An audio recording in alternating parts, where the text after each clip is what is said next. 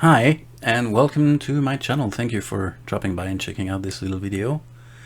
It's been 6 months since my last one. It's a long time, and I'm sorry to have kept you waiting.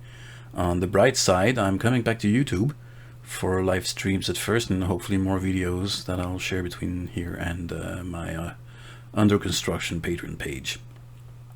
Today's a bit of a landmark, as after this morning's streams I've hit 1,000 subscribers, and I am amazed. I think that's wonderful, and I thank you all.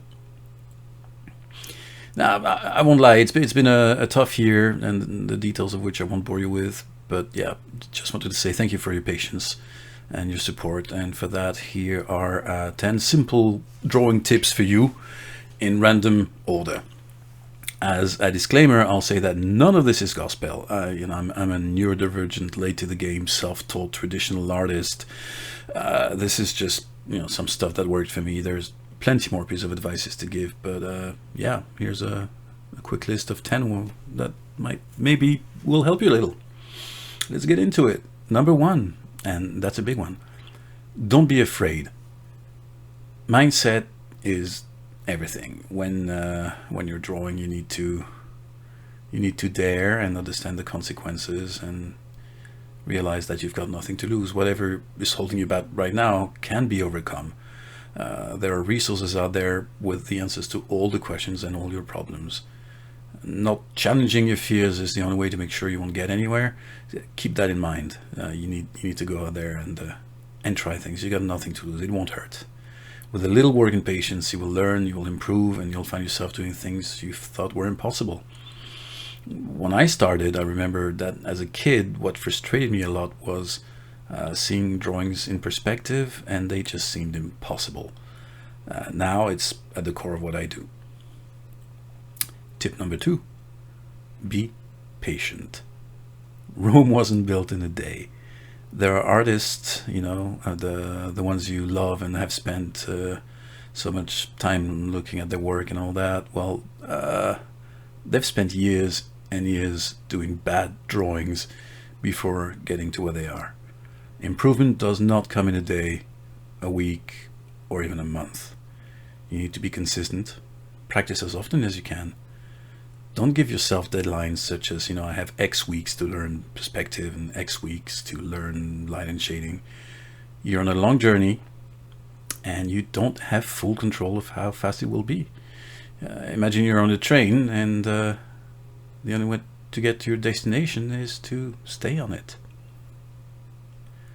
Number 3, you do not need expensive gear, and whatever you have at hand is enough to practice and produce high quality drawings. I got 200 Copic markers behind me as I say this, but some of my best drawings were made with a single cheap pilot pen on copy paper. The tool doesn't make the work, you do. Tools will offer you more possibilities, but they never make things easier. If you want more on that topic, by the way, check out Mark Creeley's 2-pencil method. He's got an amazing YouTube channel, and his book and series of videos have been immensely helpful to me. They show that shading is not magic, and that gear is pretty much irrelevant. Number 4, fundamentals. Do the boring stuff.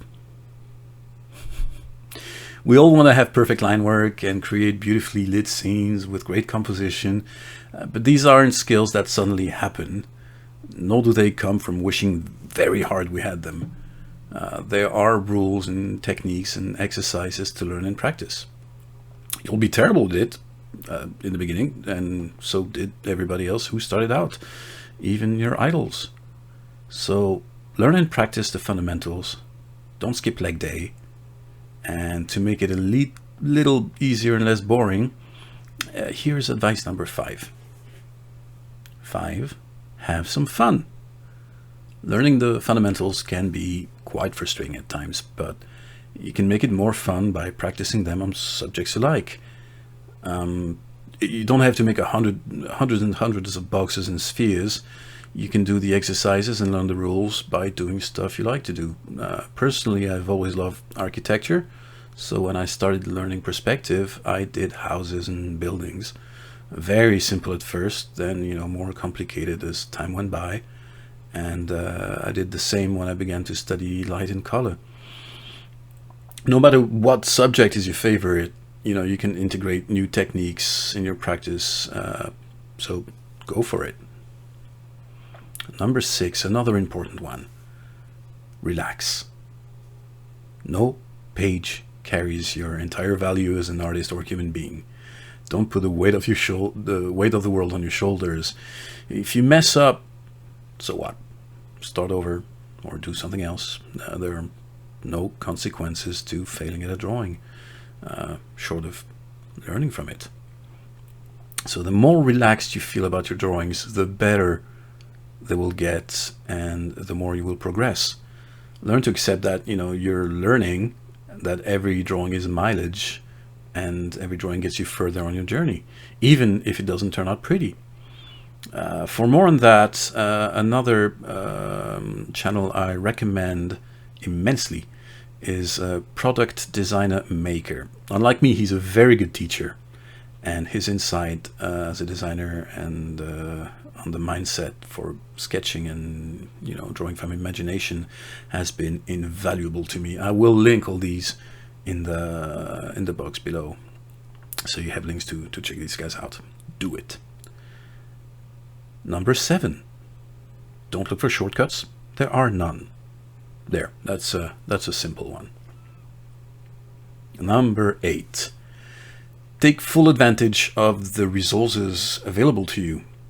I feel that today, if you have a little discipline, there's no skill you can't pick up online for free.